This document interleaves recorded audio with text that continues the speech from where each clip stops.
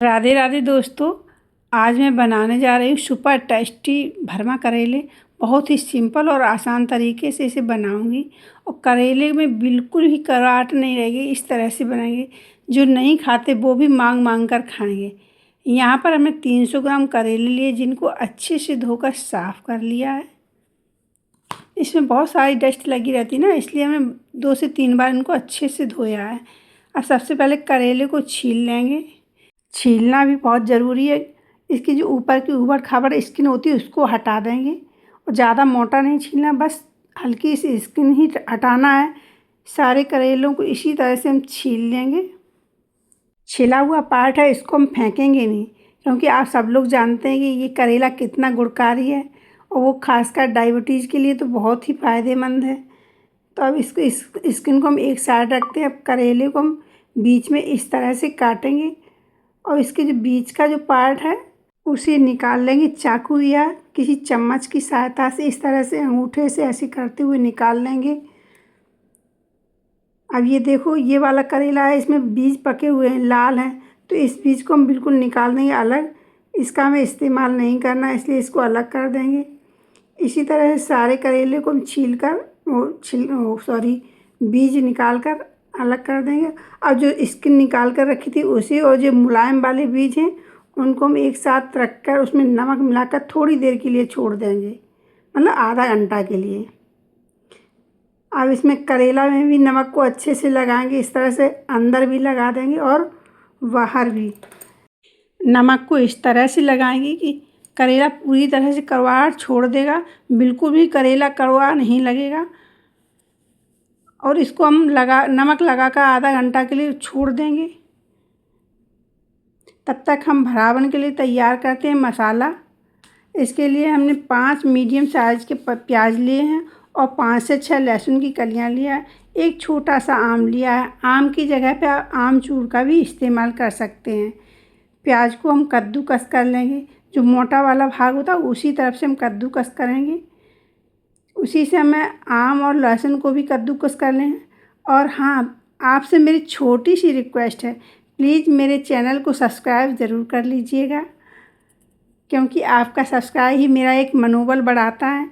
एक लाइक भी कर देना प्लीज़। इस तरह से लहसुन, आम, प्याज सभी को हमने कद्दूकस कर लिया है। अब जो हमने करेला को नमक लगा कर रखा था उसको हम एक बड़े बर्तन में पानी लेंगे, उसमें अच्छे से धुलेंगे और हाथ से मसलते हुए अच्छे से धुलकर इसका सारा पानी निकाल देंगे, इस तरह से निचोड़कर। अब इसी तरह से जो करेले की छिलका यानी स्किन थी उसको भी हम दबा दबा कर उसका सारा पानी निकाल देंगे। देखो कितना सारा पानी निकला है।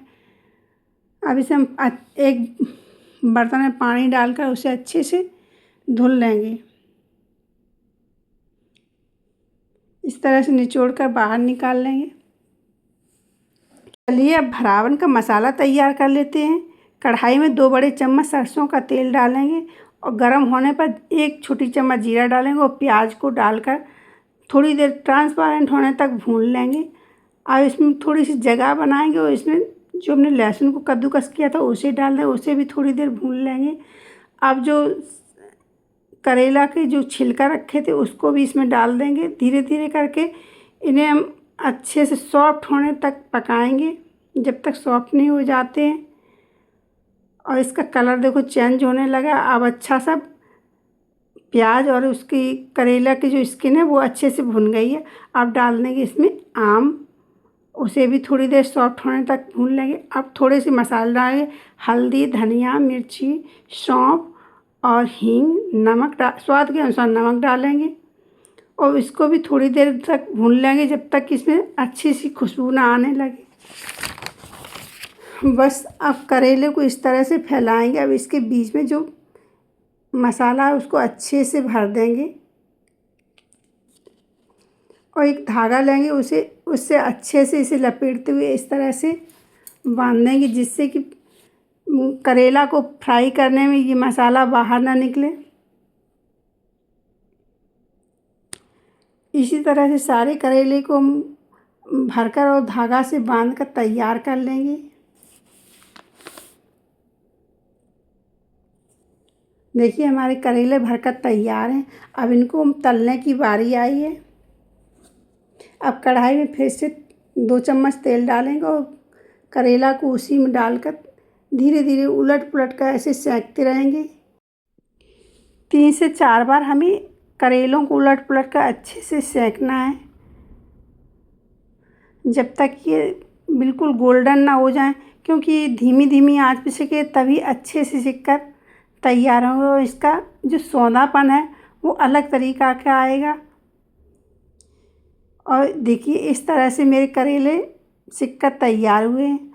मेरी गारंटी है, इस तरह से अगर करेले बनाओगे तो बिल्कुल भी कड़वे नहीं बनेंगे।